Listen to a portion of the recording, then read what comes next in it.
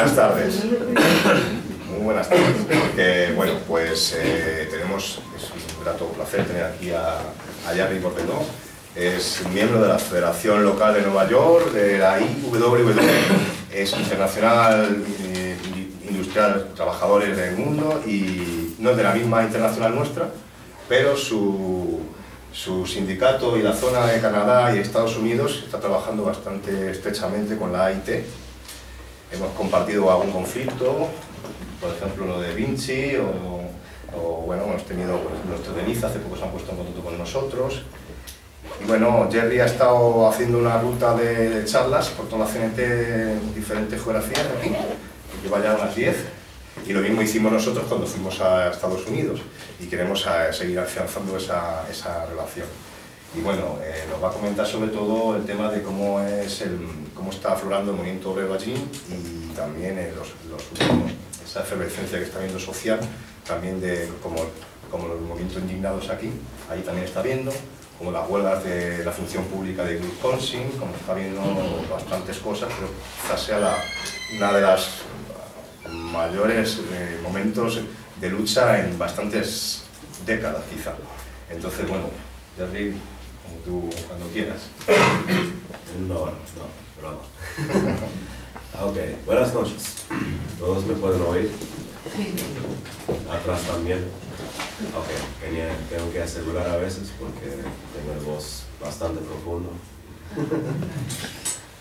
Pues, como ha dicho nuestro compañero Carlos, estoy aquí, bueno, de algunas maneras tratando de construir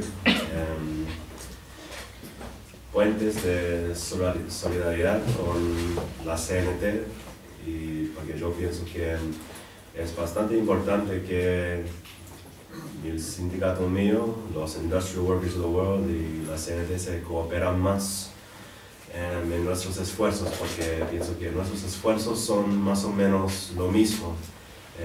Queremos las mismas cosas y tenemos los mismos objetivos en respecto a nuestra visión para la clase trabajadora y bueno, para el futuro. Esto es mi última charla aquí en España y bueno, estoy muy agradecido por poder venir aquí a Aranjuez para compartir mis experiencias con ustedes. Yo he participado en los pasados 4 meses en un movimiento que se llama Occupy Wall Street. Esto es un nuevo movimiento en el país que surgió, algo de repente. Pienso que también para ustedes, como para nosotros, fue algo un poco sorprendente cuando, este movimiento comenzó en nuestro país. Ha sido 4 meses bastante interesantes. Hay mucha actividad en el país en este momento y espero que siga creciendo el movimiento y también crezcan los números de la participación en él. Yo, por casualidad, tenía la oportunidad de pasar por el distrito financiero el 17 de septiembre del año pasado, reconocido como el primer día del movimiento. Yo tenía un par de contactos que me dijeron que va a haber algún tipo de manifestación en el distrito financiero, si tú puedes venir y dar su apoyo y para que tengamos buenos números, sería muy agradable. Pues ese día había las figuras son diferentes, unos dicen 2,000, algunos dicen 3,000 y exageradamente dicen 20,000, pero no fue así. Marchamos a la Bolsa de los Valores en un intento para ocupar ese espacio, pero por supuesto había un ejército de policías y en fin rechazamos a ocupar un pequeño parque cerca de la Bolsa de Valores que se llama Zucari Park, Parque Zucari, donde por los próximos 2 meses, hasta el día del desalojamiento de la policía, hemos tenido la oportunidad para establecer un movimiento. Entonces, desde el perspectivo mío, ¿qué es el movimiento Occupy Wall Street? Pues yo pienso que es un nuevo movimiento de indignados en los Estados Unidos. La gente frustrada con su calidad de vida deteriorándose. En los pasados 30, 40 años, millones de personas en los Estados Unidos han visto su calidad de vida bajándose, mientras que para la mayoría de la población estadounidense los salarios no hemos visto un aumento salarial significante, pero mientras tanto para la minoría más rico en el país ha crecido bastante. También es una respuesta a la crisis económica llamado el Gran Receso, que comenzó a fines del 2008 por las prácticas inéticas de ciertos bancos y firmas financieras. Y bueno, comenzó con el gobierno dando, bueno, como decimos, un rescate a estas organizaciones por unos 700 mil millones de dólares. Básicamente por la irresponsabilidad de estas instituciones, el gobierno y controlado por los bancos hizo al pueblo americano a pagar por sus responsabilidades. Y también ese movimiento representa esa furia, básicamente. ¿Qué se representa? Representa la oportunidad de los elementos de la izquierda a unirse y a discutir ideas y soluciones nuevas para los problemas de la sociedad y cómo superar la crisis.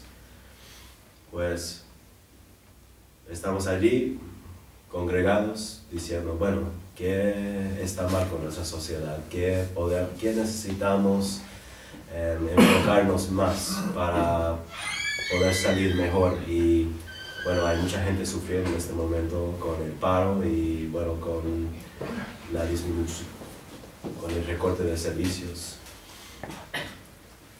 Y los recortes de los programas sociales que han propuesto el nuevo Congreso derechista. Bueno, en el 2008, Barack Obama asumió la presidencia de los Estados Unidos bajo el Partido Demócrata, que es el partido político en los Estados Unidos que supuestamente trabaja a favor de los intereses de la izquierda. Pues en este caso, muchos jóvenes votaron para Obama. Obama prometió muchas cosas en su campaña. Le dio un buen mensaje, que soy la nueva esperanza, voy a cambiar las cosas para que salimos mejor. Voy a dar salud pública universal para todos, voy a acabar con las guerras en Irak y Afganistán. Pues una campaña muy bonito y convencido, y bueno, asumió el poder, reemplazando con el anterior, que pienso que el mundo entero lo conoce muy bien. Pero como él asumió la presidencia con la crisis, él recibió una respuesta con un movimiento de la derecha conservadora que se llama The Tea Party, o traducido al partido de té, que es llamado así basado de un evento histórico de la Revolución norteamericana, donde supuestamente colonistas americanos infiltraron un barco británico que contenía productos de té de la India y lo botaron en el puerto de Boston. Y bueno, el partido de té tenía mucho apoyo, especialmente de ciertas firmas financieras como los hermanos Koch.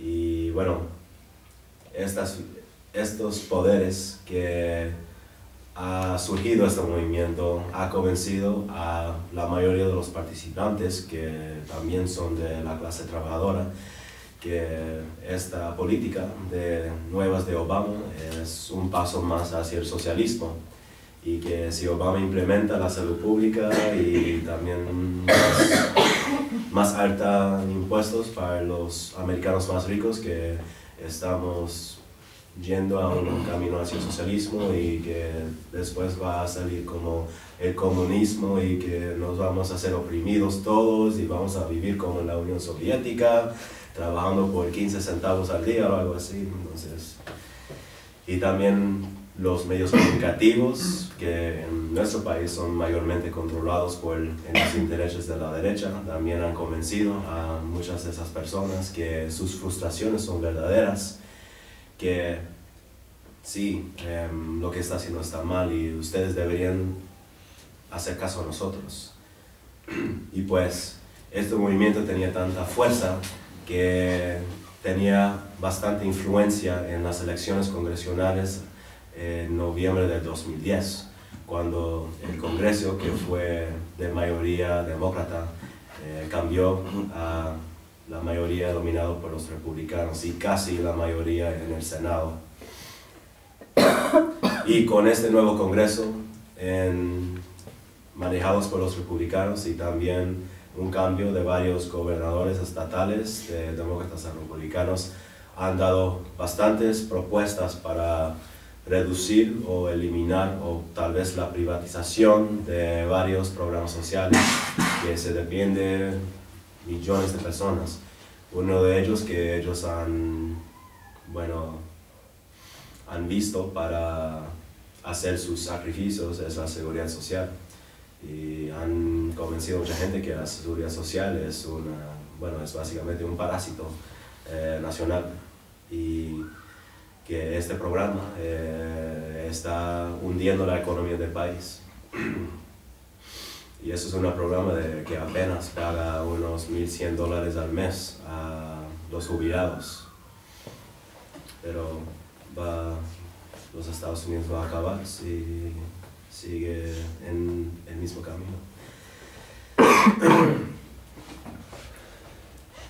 Entonces, eso es donde vemos el año pasado, en abril, las manifestaciones en el estado de Wisconsin, donde el gobernador republicano de ese estado, Scott Brown, ha implementado propuestas para hacer recortes masivas a los beneficios del estado para los empleados públicos, y también eliminar pensiones y eliminar la opción de la negociación colectiva para los empleados públicos. Entonces también se puede ver que esto fue un intento para romper sindicatos. Y resultó en grandes manifestaciones en la ciudad capital de ese estado, Madison, donde trabajadores públicos ocuparon el Capitolio por unos 3 semanas. Tenía mucha fuerza, pero en mi opinión se falló completamente. ¿Por qué? Porque vino después los demócratas y dieron, de una manera la robaron la causa, que en realidad fue de la base de obreros. No se trataba de partidos, se trataba de que, mire, nosotros somos obreros, nosotros estamos siendo básicamente jodidos por el Estado, no importa que es los demócratas o los republicanos, nosotros estamos tratando de comenzar algo nuevo aquí. Pero después vino muchos demócratas diciendo, nosotros estamos con trabajadores, estamos a tu lado, vamos a luchar para ustedes. Entonces, como habían elecciones como nosotros nos llamamos de reclasificación o rellamada, usaron esa causa para avanzar sus propios intereses y para tomar de nuevo las sillas que fueron quitadas de los demócratas en ese estado por los republicanos. Entonces, de ese punto, el movimiento se falló completamente.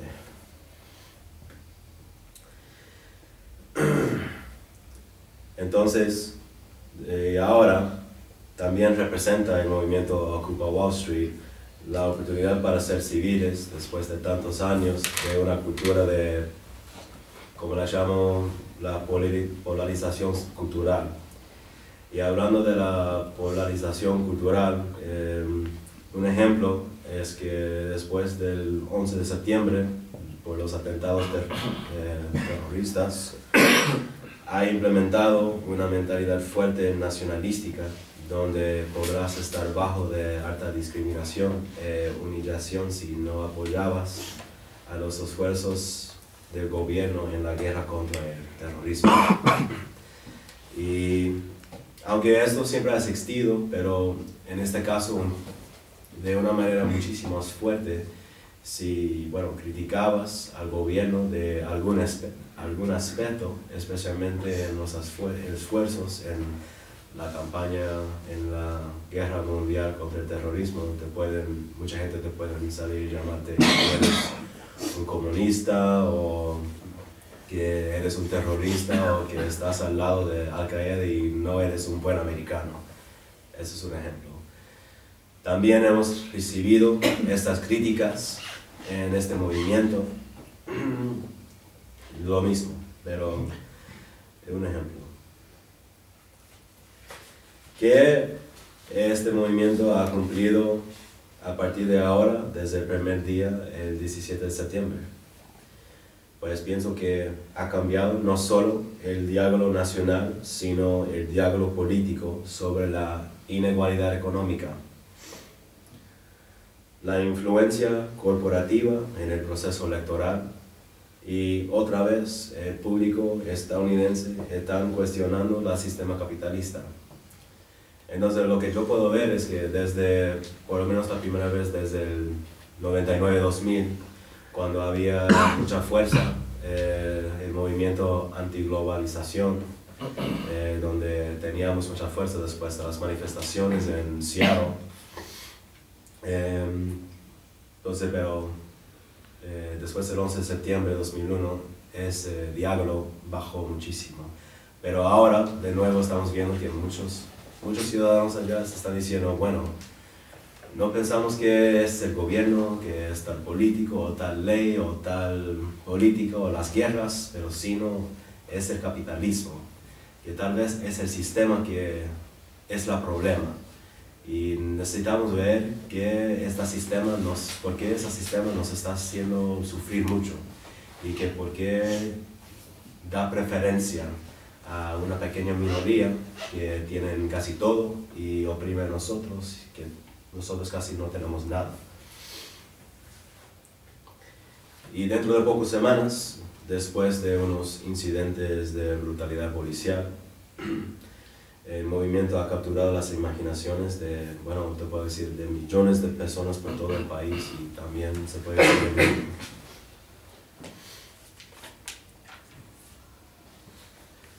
Ahora el próximo punto es las esperanzas y aspiraciones del movimiento y de los participantes en él. En este movimiento tenemos varias personas de varias ideologías y grupos políticos que están comprometidos en este movimiento. Un ejemplo, muchos participantes, especialmente progresistas y liberales, están llamando por la reforma del sistema. La implementación, la reinstalación de ciertas reformas progresistas que fueron implementados durante la presidencia de Franklin Roosevelt en los años 30 y 40. Un ejemplo es una ley que se llama Glass-Steagall, y eso tomó efecto en 1933. Y esa ley prohibió que los bancos inversionistas se metieran fondos y que lo metieran en otros mercados como si estaban apostando en un casino. Un ejemplo que es parte del argumento es, como quitaron esta ley en el 99, estos bancos inversionistas, por ejemplo, tomaban las hipotecas y hicieron inversiones en como tal mercado, pero con estas hipotecas. Por ejemplo, durante la década pasada, nosotros vimos en el país un aumento grande de hipotecas, diciendo que, bueno, eso es porque estamos en un boom económico y que a los americanos están ganando más ingresos que nunca. Y en muchas partes del país donde hay mucho desarrollo de zonas residenciales, usualmente en el oeste del país, donde la propiedad es muchísimo más barato que, por ejemplo, en el noreste, o en la costa oeste. Y si una familia que ganaba unos $3,000 mensuales, pero querían, por ejemplo, comprar una casa de 350, $400,000, pues los bancos dijeron, tú quieres esa casa, sí, no hay problema, cero de enganche, 0% de tasa de interés y tú pagas la mitad de su salario, $1,500 mensuales. Y bueno, muchas familias dicen, sí, esa es una buena oportunidad para tener una casa, para ser dueño, parte de alcanzar el sueño americano. Pero entonces, los bancos tomaban esas hipotecas de estas familias y bueno, lo invirtieron en otras partes, como para apostar y bueno, tal vez ganar más dinero de esos riesgos. Pues eso es una gran parte del capitalismo, que para ganar dinero tú tienes que hacer riesgos. Pero en este asunto están haciendo riesgos con, bueno, el dinero de los demás, sin su permiso. Entonces, cuando llegó la crisis, entonces, como perdieron ese riesgo, entonces las tasas de intereses subieron, bueno, lo máximo, de 25 a 30%.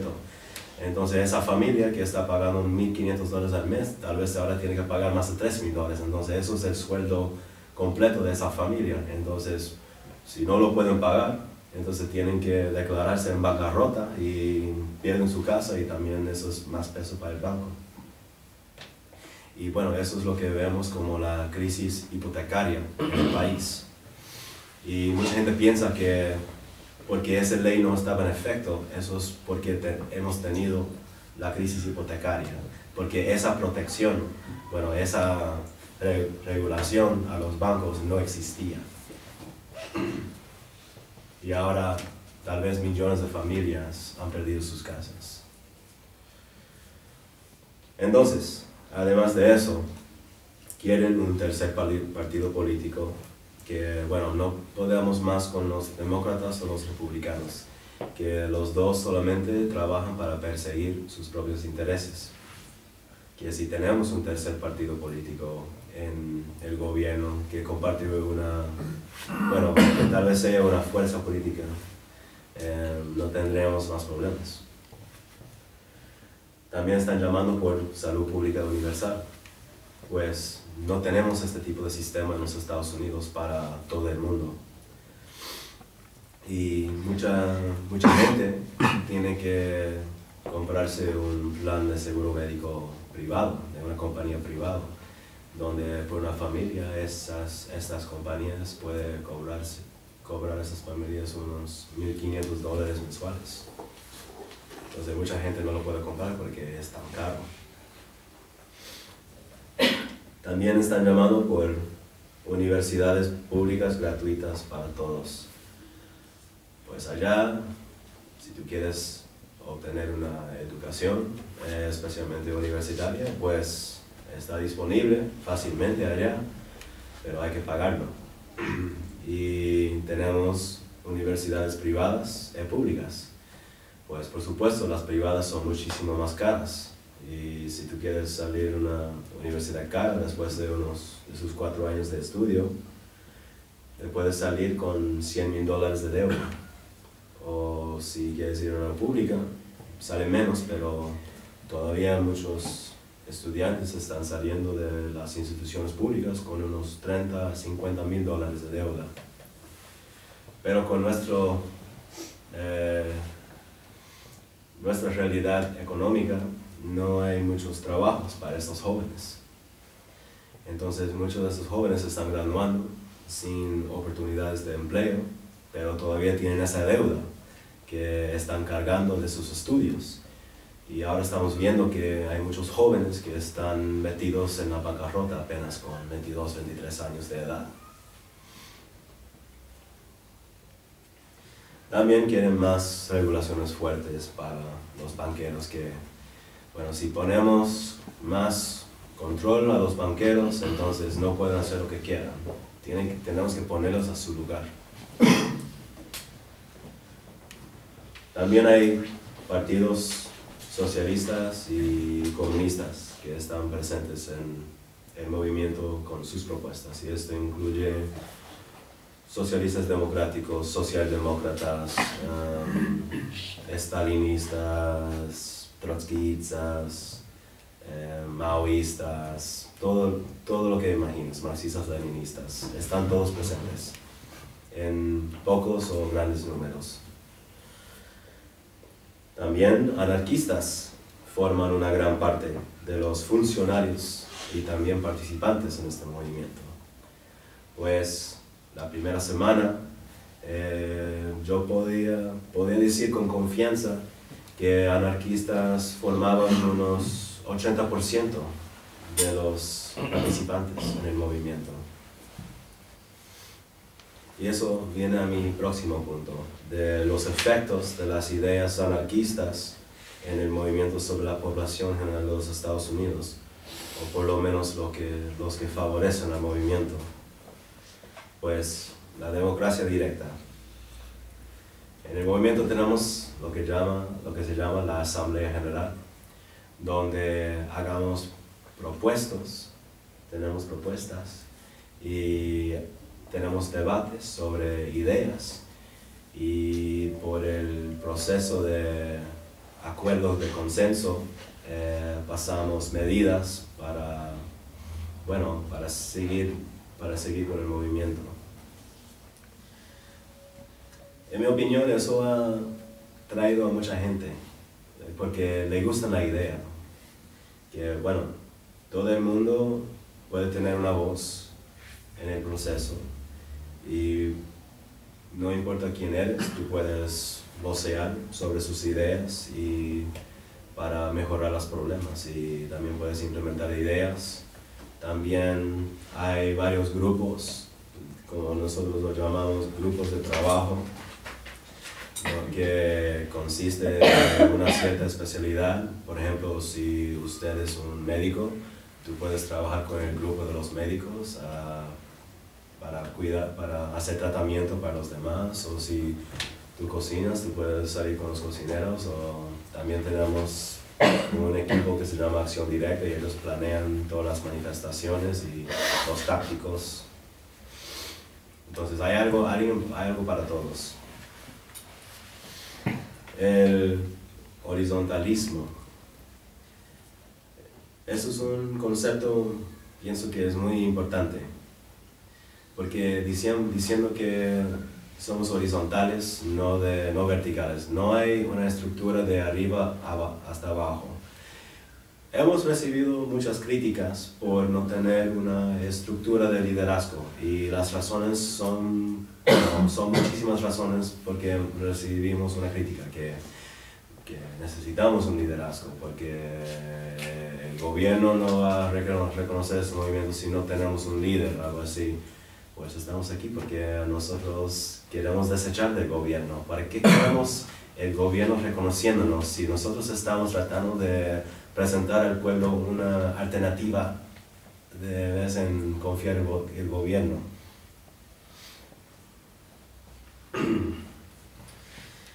El poder está en las manos de todos. Usted tiene la capacidad de cambiar su ambiente. Ya todo el mundo está enfadado con la política, como he dicho antes. No existe jerarquía.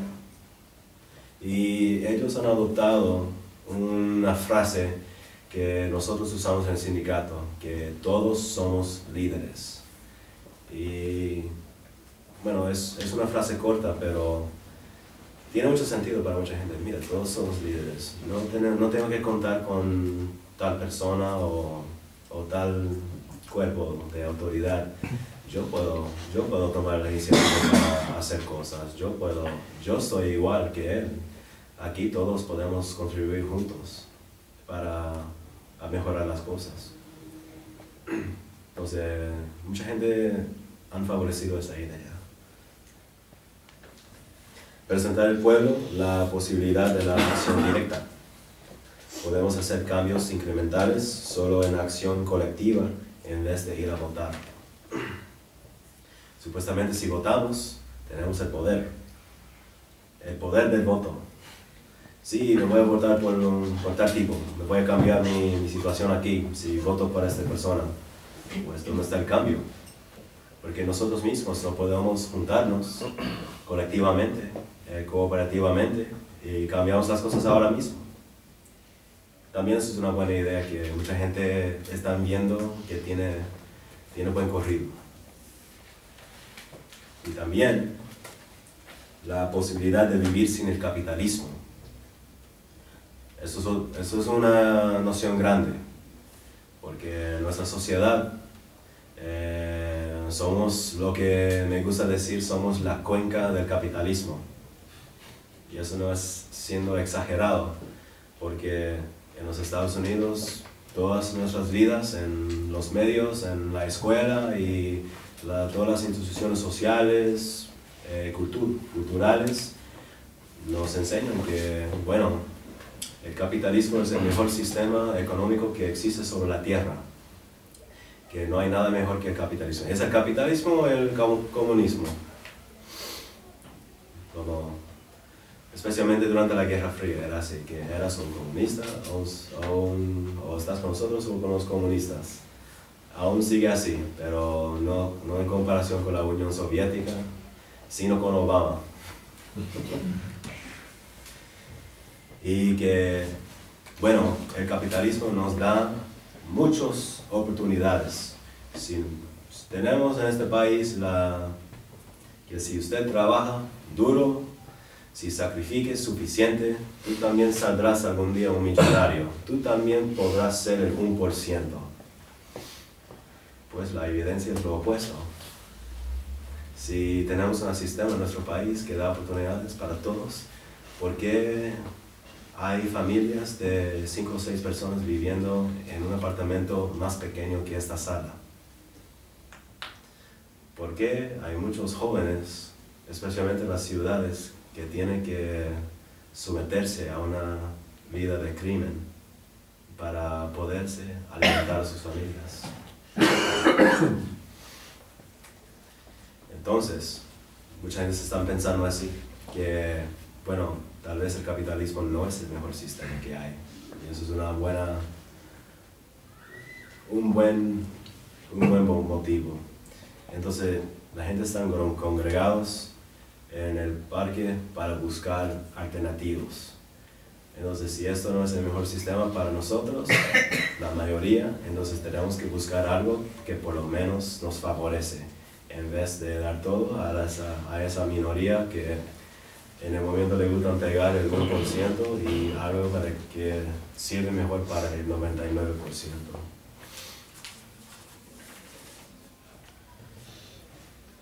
Entonces, ahora viene la parte que juega el movimiento obrero en el movimiento Occupy Wall Street y por qué los sindicatos grandes han expresado su apoyo oficial para un movimiento radical supuestamente. Pues allá en la tercera semana del movimiento vino los sindicatos para dar su apoyo y mucha gente estaba muy sorprendidos, dicen, pues, ¿qué tienen que ver los sindicatos con este movimiento? ¿Por qué vienen? ¿Por qué? Para nosotros, ¿qué tienen que ver los trabajadores con este movimiento que lo que podemos ver desde afuera es un movimiento compuesto de, bueno, jóvenes en la universidad y muchos chicos universitarios que están estudiando en universidades, ¿no? Que son de familias de buena estatura en la sociedad.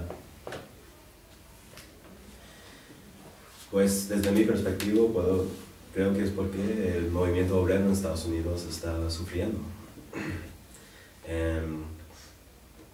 5% del sector privado es sindicalizado, con 33 a 36% del sector público sindicalizados. Y esto es en comparación con 40% del sector privado sindicalizados en el año 1970, cuando teníamos una economía basada en la industria y la agricultura. Pues también, y ahora esas figuras están en el mismo que en 1905, cuando se fundó nuestro gran sindicato. También, bueno, sí, el cambio de la estructura económica, de uno basado en la fabricación a uno basado en el sector de servicios, donde en una economía basada en el sector de servicios nada más contiene trabajos usualmente compuestos que pague salario mínimo. Y también podemos ver que el proceso de la globalización, que es un proceso que integra y hace la integración de las economías nacionales, entonces le hace mucho más fácil para que los financieros puedan transportarse capital desde un lugar a otro, muy fácilmente porque no hay fronteras con la globalización. Y también pueden moverse trabajos a un país donde las leyes laborales son muy fuertes y los sindicatos tienen mucha fuerza, a otro país donde esas protecciones no existen. Entonces, esa gestión nada más le quita mucha fuerza a los sindicatos, y eso es lo que hemos visto, especialmente en los últimos 15, 16, casi 20 años, especialmente con la ley de NAFTA, North American Free Trade Agreement, el Tratado de Libre Comercio de América del Norte, cual básicamente dijo, fue una paz del gobierno a las corporaciones diciendo, y también un acuerdo entre gobiernos de Canadá, Estados Unidos y México, dice, bueno, vamos a mudar todos esos trabajos de aquí a México, donde no hay tantas protecciones laborales, y vamos a construir todas estas fábricas y vamos a pagar a esos trabajadores mucho menos y vamos a reprimir los esfuerzos de los trabajadores para formarse sindicatos, y dejando los sindicatos en los Estados Unidos sin fuerza, y tal vez hasta un punto donde van a extinguirse. Y sí, eso ha sido una realidad con muchos sindicatos. Muchos han sufrido. La United Auto Workers, un sindicato muy famoso de los trabajadores que construyen los automóviles, eran unos 300,000 miembros en el 1970, ahora apenas son 30,000 miembros. Eso es un ejemplo.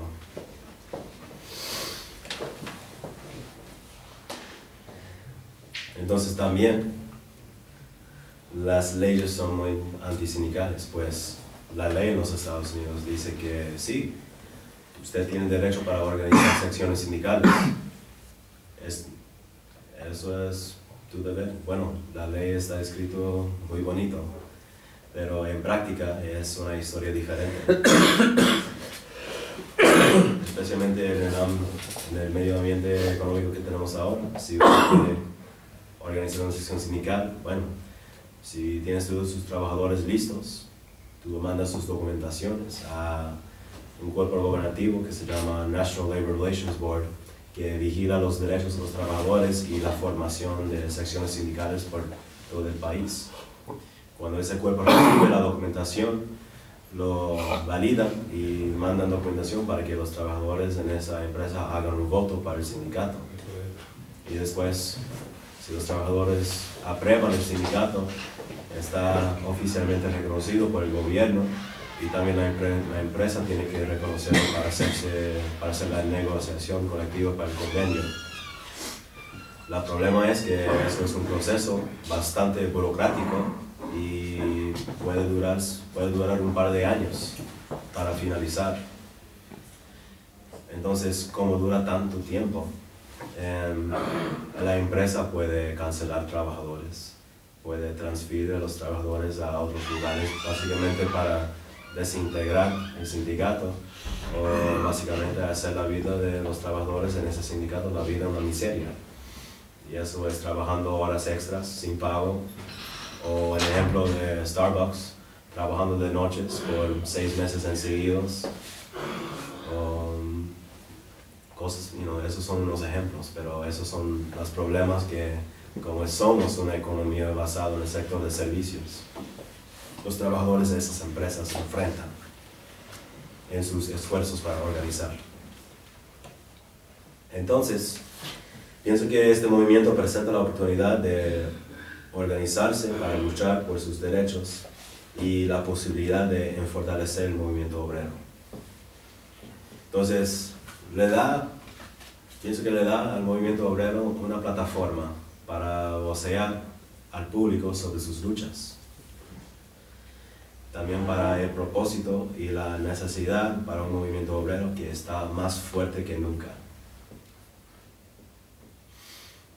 Y también presenta que la oportunidad para que los sindicatos se forman para hacer manifestaciones y a educar al pueblo sobre la necesidad para los sindicatos a través de las propagandas de la derecha. Pues en nuestro país, usualmente por los medios comunicativos, la derecha le gusta decir muchas cosas de sindicatos, que le convence también, desafortunadamente, a muchas personas. Que los sindicatos son corruptos, que son comunistas y socialistas y más poder, que si los sindicatos tengan más poder vamos a tener socialismo en el país. Bueno, ya han dicho eso por 80, 90 años, no es nada nuevo. O que la razón porque vemos la transferencia de trabajos al extranjero es porque los sindicatos siempre piden demasiado dinero por el convenio y hay que pagar a un trabajador de un sindicato mucho más y eso le cuesta a la empresa, por supuesto, y son menos ganancias. ¿Y qué más puedo pensar en las críticas de los sindicatos? Pues, que también simplemente que son muy, muy malos. Son el Satanás. Son salvajes.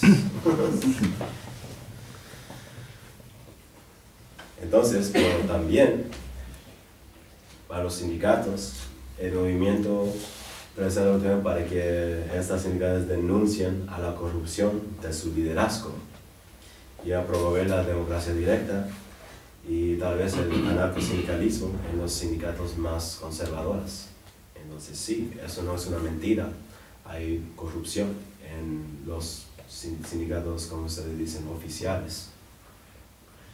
Pero como los medios comunicativos le gustan hacer es poner toda esa concentración hacia el liderazgo y no a los trabajadores.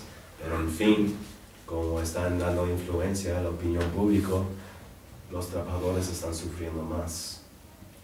Entonces yo pienso que es una buena responsabilidad que los trabajadores en esos sindicatos se levanten la voz y promueven, puedo decir de una manera, revoluciones dentro de sus organizaciones para, democracia directa en sus organizaciones. Que ustedes no tienen que poner más atención a sus líderes, ustedes pueden tomarse su destino ustedes mismos. Porque muchos vienen hacia mí y me preguntan por qué estamos luchando demasiado, porque estamos luchando para solamente sobrevivir. Supuestamente estar en el sindicato es una vía más segura. Pues yo les digo porque ustedes están prestando atención a su liderazgo.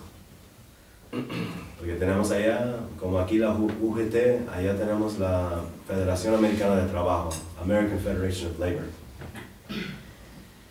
Y yo les pregunto a ellos, ¿cuánto usted gana cada año? Me dice tal y tal. ¿Cuánto piensas que gane el presidente de la AFL? Gana millones de dólares al año.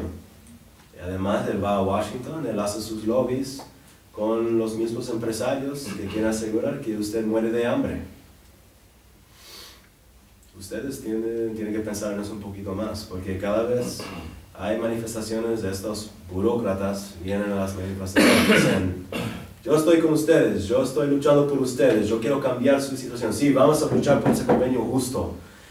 Estamos en la pelea juntos, somos lo mismo, somos trabajadores. Mentira, no son trabajadores, son de otra clase. También estos sindicatos reciben sus subvenciones de las empresas y también del Estado. Ellos están bien, ellos no tienen que preocuparse por nada. Ellos manejan carros de lujo y tienen casas grandes. Ustedes lo que están sufriendo, ustedes lo que necesitan el mejor cambio ahora para ustedes. Y solamente ustedes adoptándose tácticos más radicales y promoviendo radicalismo y más menciones revolucionarios en sus organizaciones, de verdad pueden cambiarse para lo mejor. Y sí, para adoptarse tácticos más radicales y mejorar sus condiciones laborales, y en cual ellos pueden ganarse en realidad la situación que quieren de verdad. Y tienen que ser más autogestivos.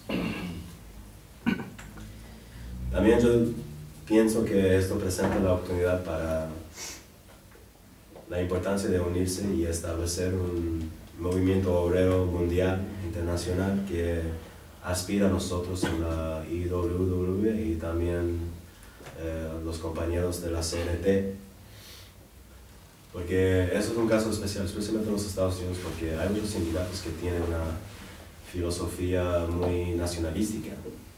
Y porque siempre veo esos sindicatos y en manifestaciones ellos están volando las banderas americanas y tienen la bandera en sus cascos y como camisetas que dice el trabajo de un americano es de la calidad más alta.